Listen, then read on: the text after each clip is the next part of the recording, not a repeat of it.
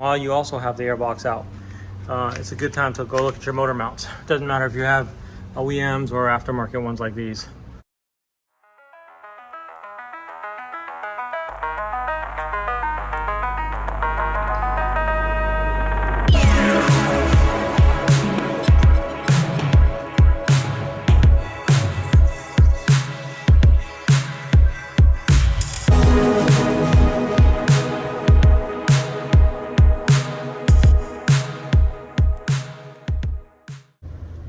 Look at your motor mounts and make sure they're sitting flush on that, we call, I've heard it called the mustache brow.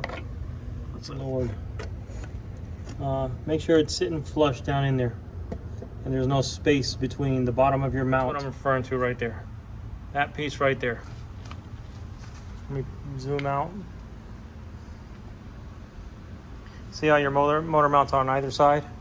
And they're connected to that silver piece that cradles the engine.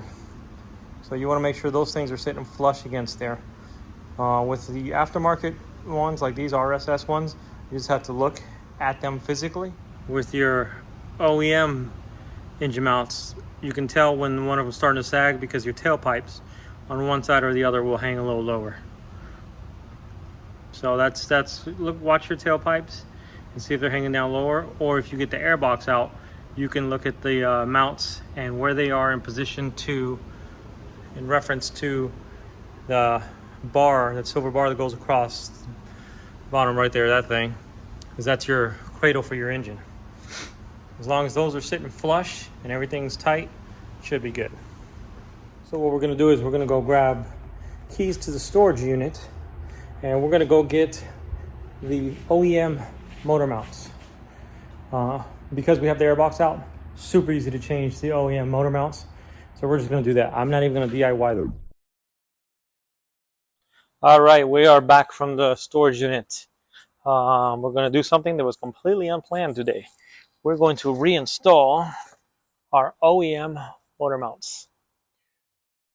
They have better comfort. And that's the only reason I'm reinstalling them, because they have more comfort for a long distance road trip.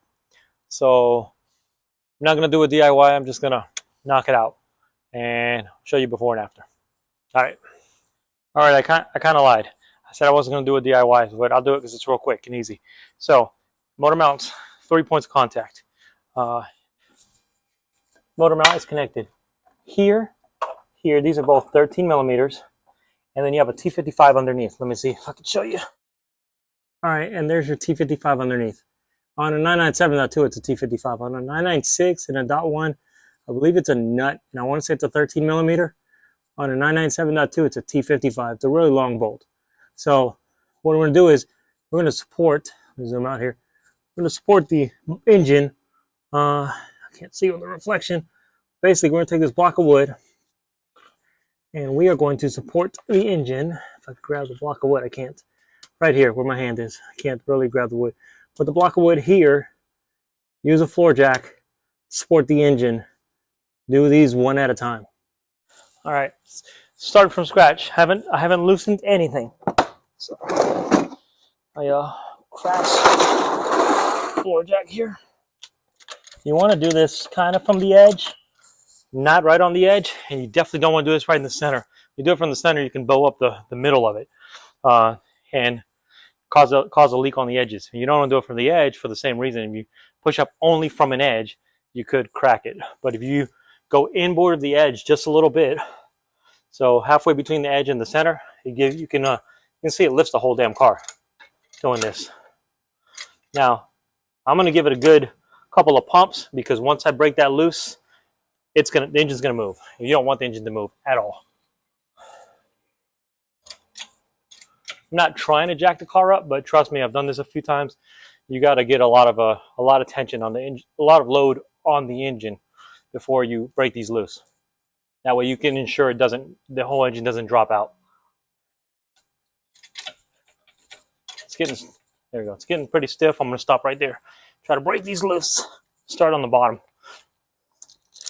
T55. It's hard to see, but basically this T55 is right over the bent exhaust Let's see, where is it? It is literally right over this one. If you look under your car, you see where your tube is bent. It's right above that. Let's see if I can get to it from the side so I don't block the camera. Yep, I can see it.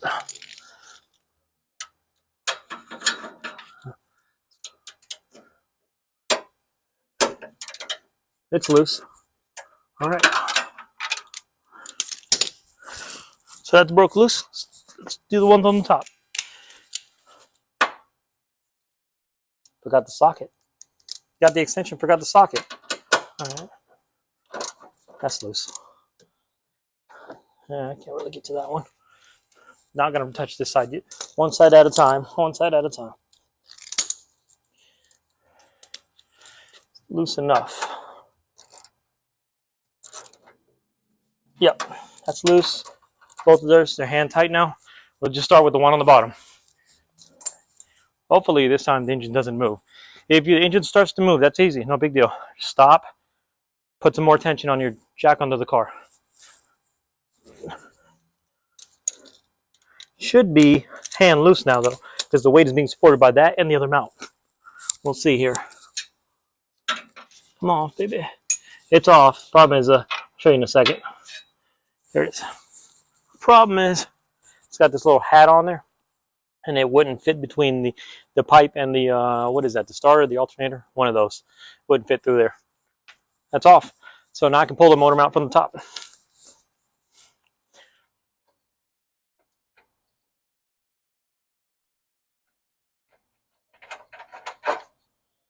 And just like that, one motor mount. Easy peasy.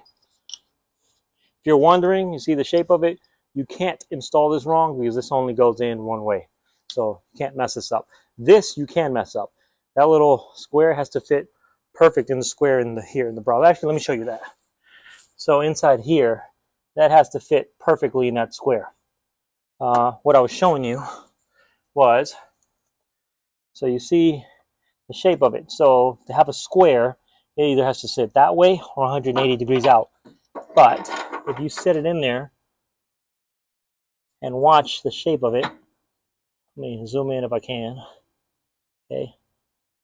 Once it sets in there, see the square kind of? It's hard to see camera, but you'll get it right in there. And you look at these holes here, and they only line up one way. So this way, it's not going to line up, obviously. Spin the thing around, and the holes here will line up. Line it up. Get your holes to line up. See, holes are lined up, and see, it's sitting flush. So it's hanging down a little bit, right? So we're going to jack it up, and when I jack it up, the whole engine should come up. We should fill that, so it shouldn't be hanging down. See the whole thing moved up?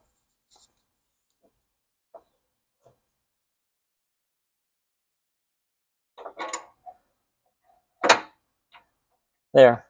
It's in the hole now. Let me pull it out again. So see, that is not seated. You can get these flush, but that's not seated. Watch when it seats. See I drop down? Unseat it. Seated.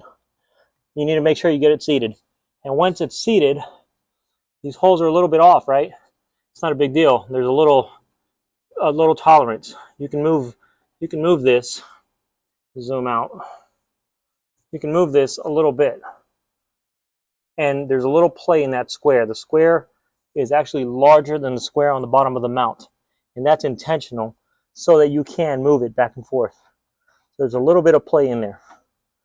Right there. See how much? Still flush. There's play, but it's still seated. Let me unseat it. That's unseated. Drops down. Still seated, but you still have play that you can move. And that's so you can align these holes. All right, one done. Let's do the other one. Oh, let's torque this one, and then we'll do the other one. Remember, one at a time. You never do them both at the same time because you can take your engine and transmission and driveline out of alignment, and you don't want to do that. Now, one thing I did, these are the OEM ones. These were my replacement OEM ones. So let's just go ahead and install these. The torque is going to be, these bolts here are 18 foot-pounds. Bottom one is 63. So pretty simple. We already talked about how doing it. Now let's just do it. Trying to find a good position. I really can't find one. All right, let's pull this out. Remember, the most important thing is that that square plug sits in the, I believe it's called the carrier. I think the official name for it is the carrier. Let me go that way. Oops. And it actually does go that way. Why is it so far away? Oh, no. Like that. Okay. Is it too low? Yep, got to jack it up. It's a little too low. Alrighty. There we go. A little more. There we go. Carrier is now seated. That was it wasn't seated. I could see. It's another benefit of doing this in the daytime. We're getting extra light down here. If you get some extra light down here with my fingers pointing, you can see whether or not that's seated before you continue. Oh yeah, that's better. Whole engine moved up. Nice, nice. More. Let's get these bolts in there.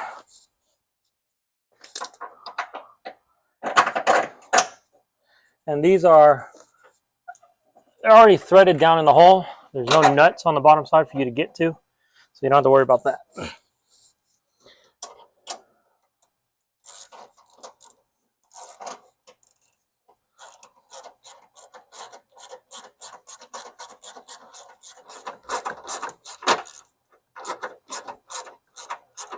All right, the most important thing I'm checking right now is that these are fine. I haven't torqued them, but this is seated exactly where it should be. Yep, looks like it is, because I just jacked it up some more and it did not move. Neither this nor this moved, so that's got to be seated correctly. All right, torque on that is 18 foot-pounds. This side is harder because the damn reservoir is in the way, but here's 18 foot-pounds. All right, that one's on. Let's do this one. There we go. We've got to do what we got to do. All right, let's go underneath and torque that one to 63. All right, if you guys can see up there. So you see this is the SharkWorks tube that comes up. Actually comes from the cat, goes to that first tube, goes to the other muffler. So we are right above that. And we're going to try to torque this while I hold with one hand and torque with the other. See if I can zoom out. Now that you can see where the bolt is. It's right there. Stay in focus. Thank you. Will not stay in focus. All right, let's see if you guys can hear this. There we go. 63 foot-pounds. It's good. Nice and tight. Tight like a tiger.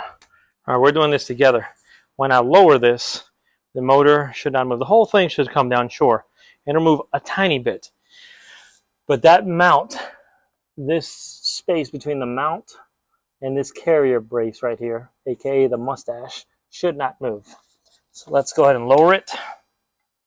Now, the whole thing's going to come down, but it should come down together. Actually, let me back up so you can see the whole car move. You see how the whole thing went down together? All right. Let me pump it up again, just so you get that perspective. Okay, car is going up. I use the background as a reference point. The background doesn't move. All right, ready? That's good. That's exactly how it should be. Motor mount and motor move together. Cool. All right, now I'm going to stop recording. I'm going to do the other side. I don't need to record that. You guys saw that. This side's easier because there's no reservoir tank above you. I did this side first because it was harder. All right. So here's the RSS mounts on the ground. They've both been removed, and I've reinstalled the OEM mounts. And the main reason I did it was just for comfort. That was it. The RSS mounts provide way better handling and much more direct feel than the OEM mounts, but with the OEM mounts you feel zero vibrations.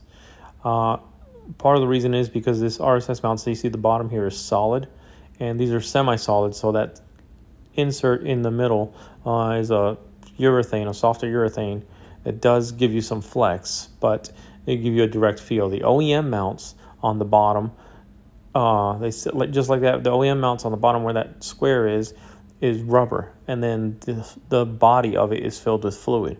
So the fluid and the rubber stretch and flex to absorb vibrations, but because of that, I can stick my whole hand between the tailpipe and the bumper cover. With the RSS mounts, it's much tighter. I can barely fit my fingers through there. But this is fine. They're both even. They're both down the same height, but you need to watch those to see if one side sags more than the other. That'll let you know if the rubber inside your OEM mounts is starting to wear out. These were brand new 2 years ago, so they should be perfectly fine. They're not worn out yet. I will probably eventually put the RSS mounts back in because it does give you superior handling. But I'm going on a 7,000 mile road trip, and I prefer comfort for those 7,000 miles. Even on the days we're going to hit the twisties really hard, and I'm going to wish I had the RSS mounts, most of the time I'm going to be happy I have the OEM mounts.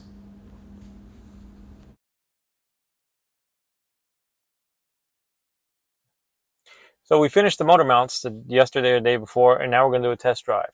And going on the test drive with me, somebody who has not been in my videos yet, or not formally, little Vaquita, little cow in English. Vaquita is Leo's daughter. She's 9 months old, and she is Gordelio's sister, who happens to be right here. Also, here's Gordelio. So they're going to be my test drive dummies. Basically, if they're both chill, well, Gordelio is going to be chill. He likes car rides. Vaquita she used to get nervous. Lately she hasn't. But if she's chill and completely calm with the car rides, there's a twisty road 5 minutes from my house, then it's a good sign. So let's crank her up.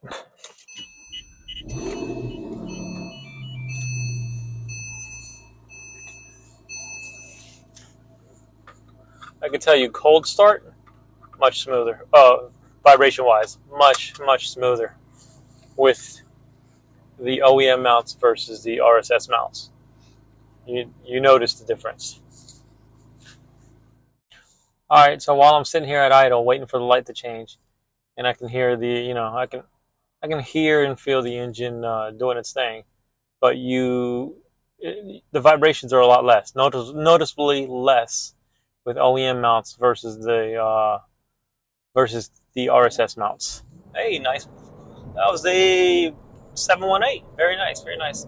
Now you guys can't see too well out of the sides and the back of the car because I have it in cinematic mode, but if you want to see how curvy the road is, just look at the reflection of my glasses. So we're just gonna hit it right now. Hold on to your butts.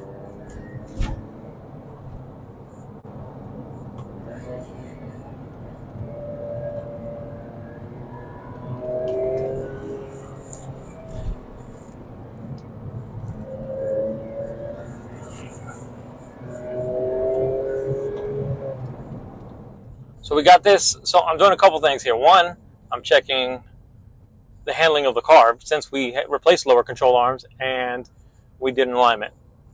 Handling, superb. It does handle better. It definitely handles better. So probably some of the little slop I was feeling when I was driving the car was from lower control arms, and probably the rest is from the mounts.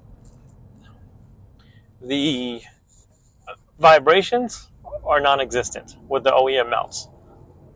Yeah, that's a nice, it was a Bentley Rolls Royce. That was nice. No vibrations whatsoever coming from the OEM mounts. They're nice. They ride nice. The other thing I'm testing is I'm going to go do a road trip.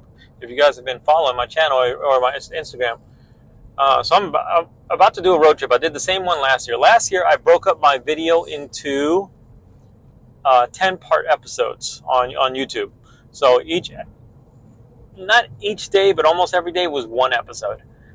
This year, I don't think I'm going to do that. I think what I'm going to do is daily vlog, and then I'll make one nice long video. But same kind of thing I'm going to do as last year. We're going to drive cross country. I'm going to start here in Portland, Oregon, and I'm going to head to Minneapolis, Minnesota, and link up with my good friend auto amateur, and then we're going to leave in convoy, from what I'm being told, from Minneapolis to, I think we're going to St. Louis first. But we're going to go in, anyways, we're going to go in convoy. We're going to stop somewhere overnight. Then we're going to all be in Bryson City. And then we're going to do 4 days in Bryson City. So what's my final verdict? Well, I can tell you when I'm turning in, it takes a little more effort, both on the car and my part, turning the wheel with the OEM mounts, because they're softer, and they allow the engine to flex one way or the other. With the RSS mounts, they are very direct. You turn in and you can basically flick the car into a corner. Cordelio, Bakis, what you guys think? You good? We good? Shall we continue? All right, let's continue. So we are in Germantown Road. Germantown Road here in Portland. Ask anybody who lives in Portland about Germantown Road. It is a mini Tail of the Dragon. It's also super busy, so it's even more like the Tail of the Dragon. So I hope you guys enjoyed this video. Hope you found it informative. And engine mounts are easy. Don't be intimidated. They are super easy to do. And I can tell you, I almost want to go home and put the RSS mounts back in.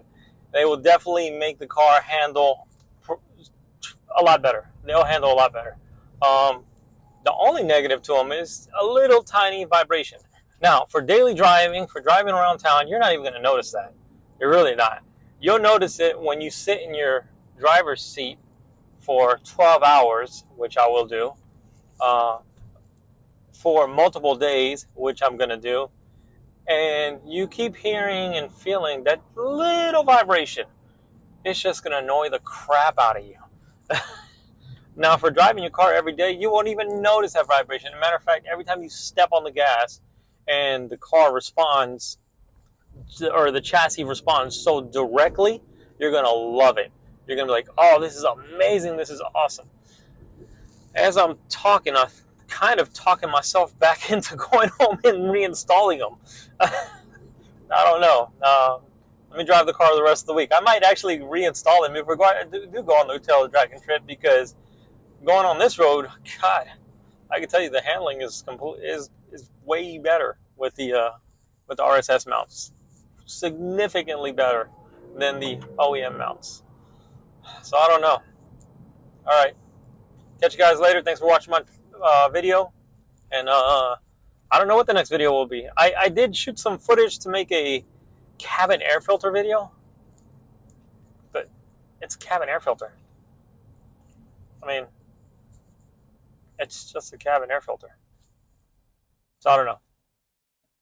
Oh, I want to also apologize to everyone for the audio issues that we've had, the technical difficulties. I do have a brand new Rode wireless mic coming with the little lapel things, the hidden microphone thing. So that should be here the end of the week.